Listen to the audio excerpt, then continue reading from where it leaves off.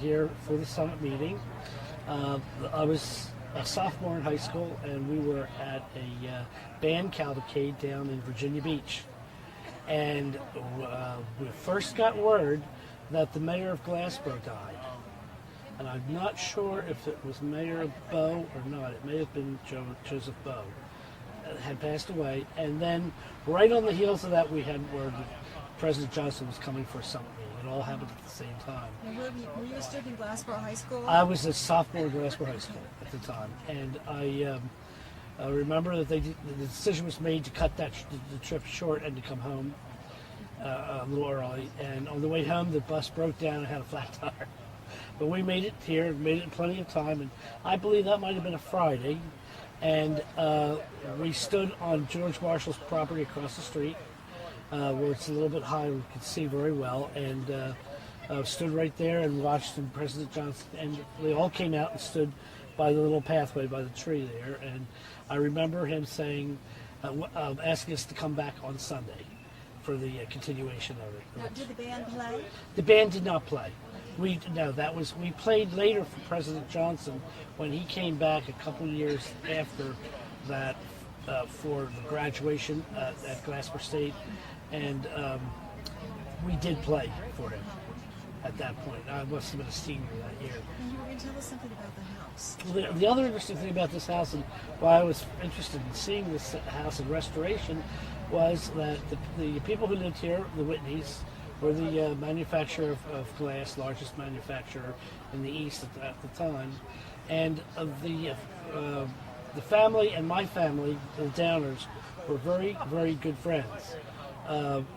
My family owned a silica sand business out in Downer.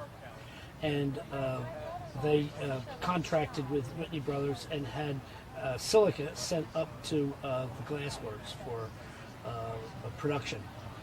And so the Whitneys and the Downers became very, very good friends, and as a result, there's a lot of Whitneys in my family.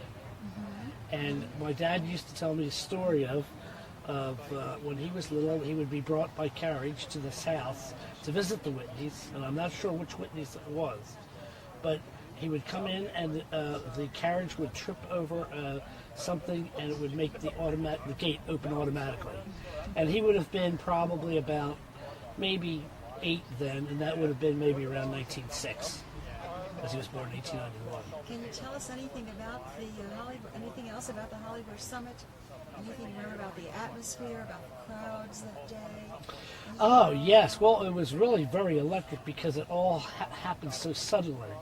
I can remember, in fact, I could still hear all the helicopters in the air buzzing around, and the preparation, the concern about where to house people at the time. I believe the Franklin House was the only hotel in the area, close area, and there was a question as to how they would be able to put up people for a 3-day event.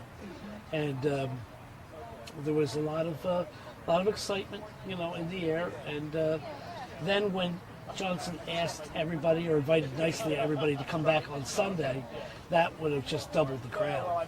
And as I remember, the weather was very nice too for both days. Anything else you'd like to share with us about the events?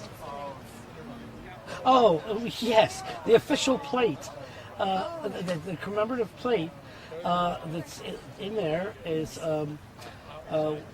we sold them, the band sold them for a fundraising, and my mother's sister was an artist, and she did the drawing.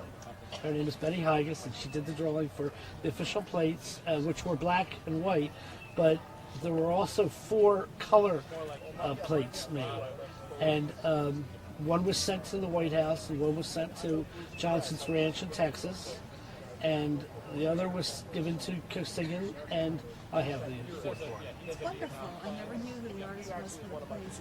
Well, thank you so much for coming and sharing your memories.